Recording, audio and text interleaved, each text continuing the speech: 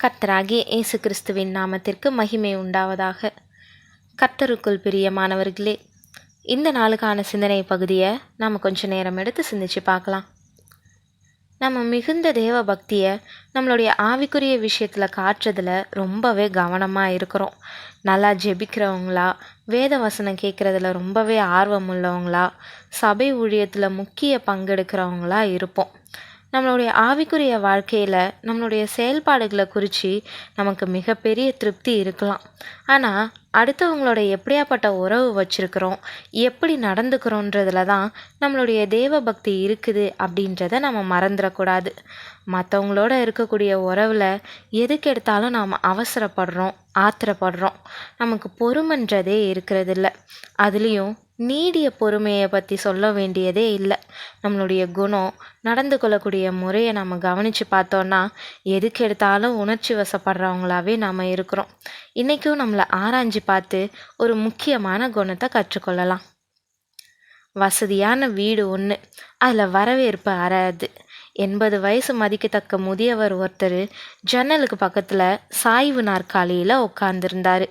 மூதாட்டியான அவருடைய மனைவி அவர் பக்கத்தில் உட்காந்துருந்தாங்க. அவங்களுடைய இடுங்கிய கண்களால் திருமறையை படிச்சிட்டு இருந்தாங்க.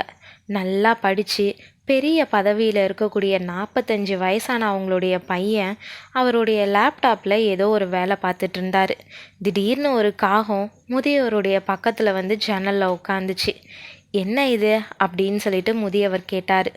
லேப்டாப்பில் இருந்து கண்களை விலக்கிய மகன் சொன்னார், அது ஒரு காகம் அப்படின்ட்டு.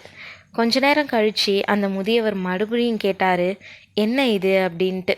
இப்போ தானே சொன்னேன் அது ஒரு காகம்னு அப்படின்னு அவருடைய பையன் சொன்னார்.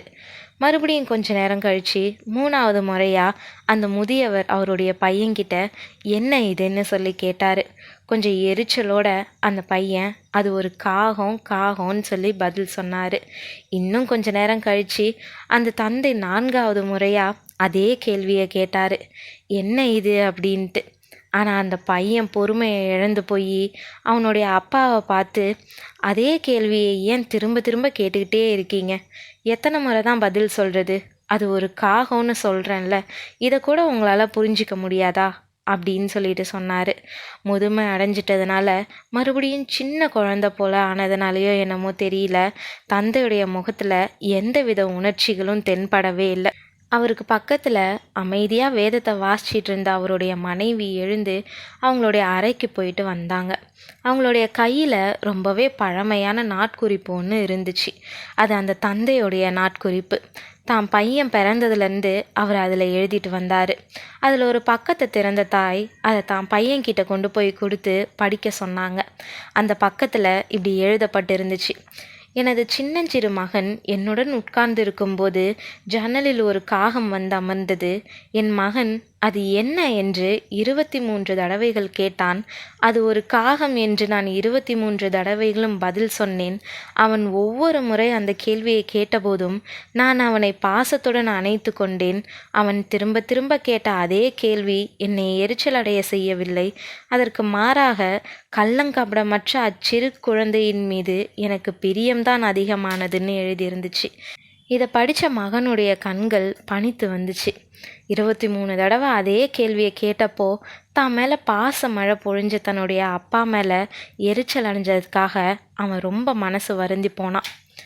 ஆம் பிரியமானவர்களே, இந்த உதாரணத்தில் இருக்கக்கூடிய நபரை போல தான் நாமளும் ரொம்ப சீக்கிரமாக எரிச்சலோ கோபமோ ஆத்திரமோ வந்து ரொம்ப ஈஸியாக நம்மளுடைய உணர்ச்சிகளுக்கு அடிமையாகி வாழ்ந்துட்டு வந்துட்ருக்கோம்.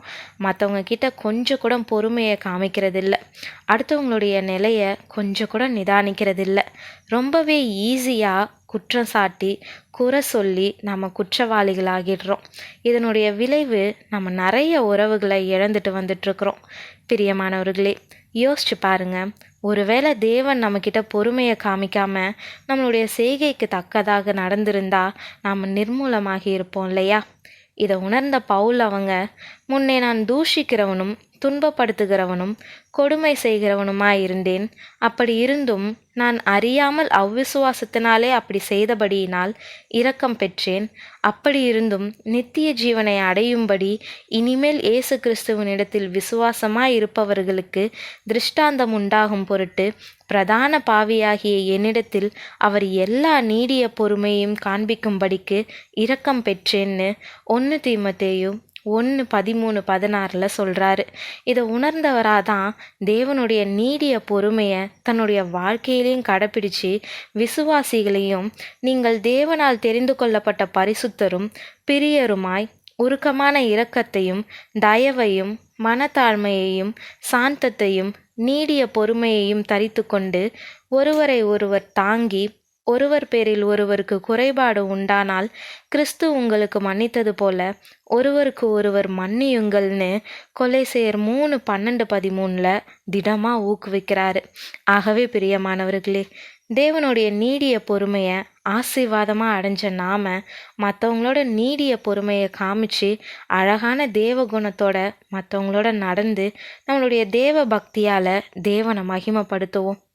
தேவன் தாமே உங்களுக்கு கிருபையும் தயையும் செய்வாராக. ஆமேன்.